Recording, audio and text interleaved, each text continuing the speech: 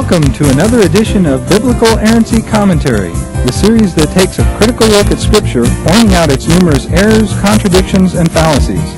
This program teaches a kind of Sunday school in reverse by giving you the biblical information that you should have heard but didn't. With millions of Americans hearing a totally one-sided presentation of the Bible, balance is greatly needed. Only when people are given both sides of an issue can a truly objective analysis be possible.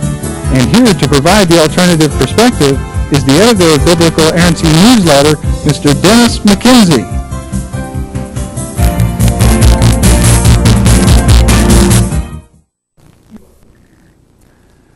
Welcome to the 93rd edition of Biblical Errancy Commentary. We're pleased you've joined us. A series of programs revealing how the Bible aids an elite class in controlling the population at large. In the arsenal of the power elite, to use the title of a well-known book by the sociologist C. Wright Mills, lie many ideological control mechanisms. The press, radio, television, educational institutions, and so forth, each maintained in such a manner as to perpetuate those ideas which the elite deems important.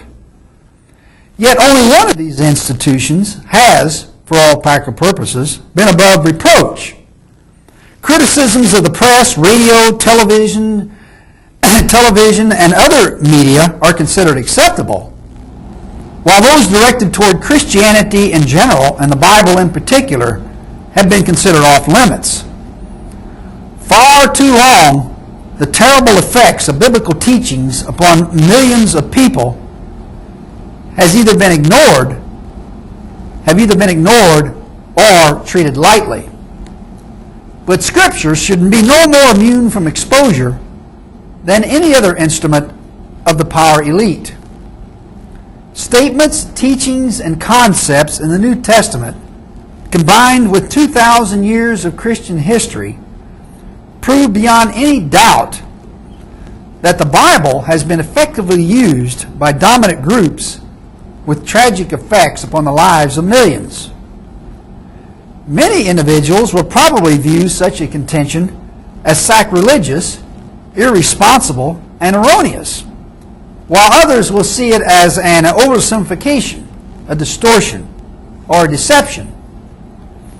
A few will probably contend that the New Testament is being misinterpreted and phrases are being taken out of context. This response would have some validity if most of the New Testament were as mystical and vague as the book of Revelation.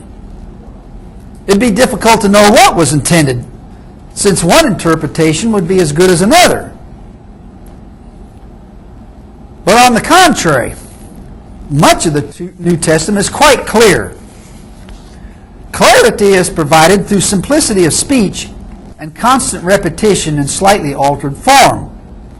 The attitude which the New Testament would have people adopt toward many aspects of life is all too vivid.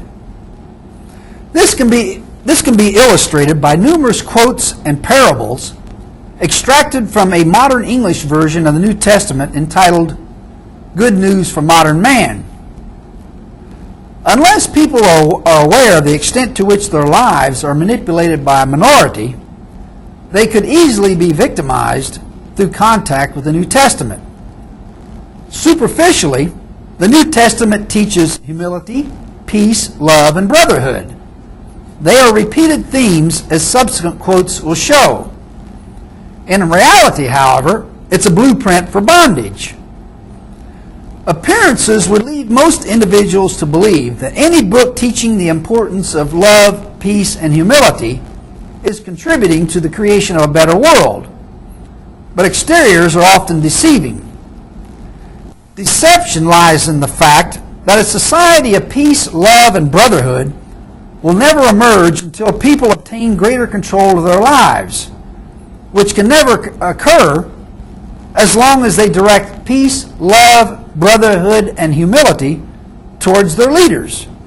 In other words, peace, love, and brotherhood can only be established by practicing the exact opposite for a period of time.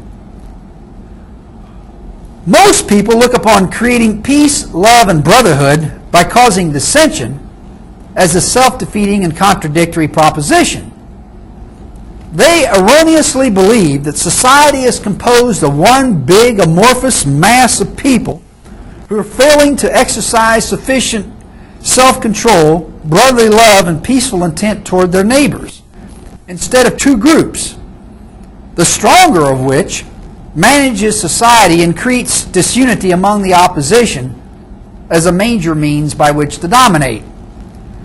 The material aspects of society exercise the greatest influence upon people and are directed in such a manner as to keep them divided.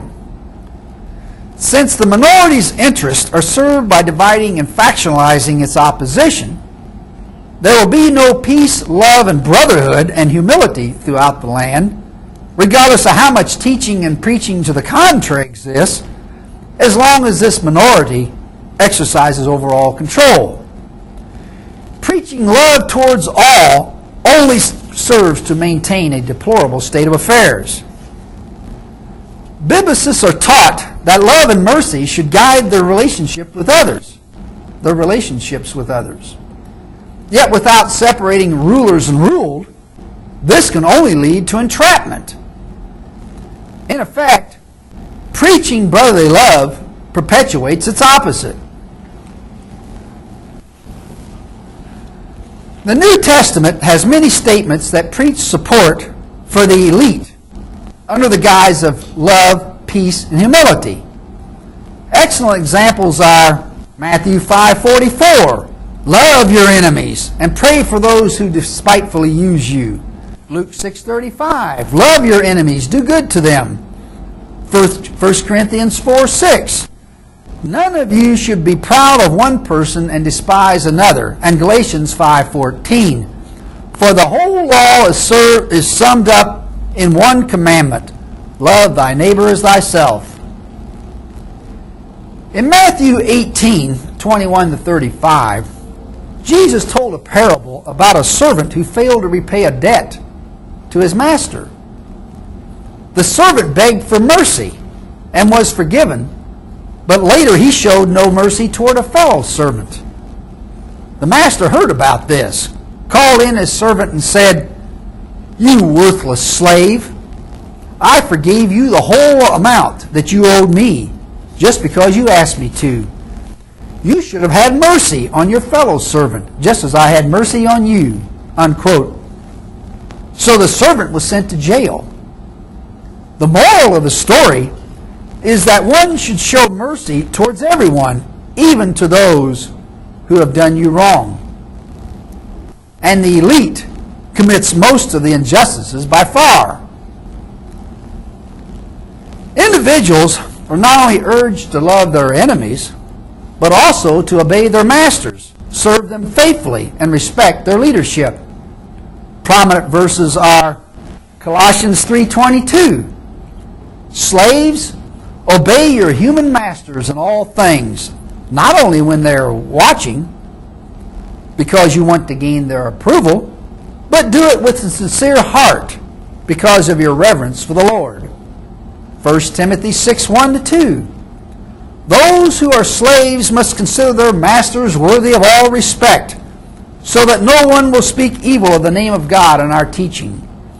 Slaves belonging to Christian masters must not despise them, for they are their brothers. Instead, they are to serve them even better, because those who benefit from their work are believers whom they love. And 1 Peter 2:18-20. You servants must submit yourselves to your masters and show them complete respect, not only to those who are kind and considerate, but also to those who are harsh. God will bless you for this if you endure pain, if you endure the pain of undeserved suffering, because you are conscious of His will. For what credit is there in enduring the beatings you deserve for having done wrong? But if you endure suffering even when you have done right,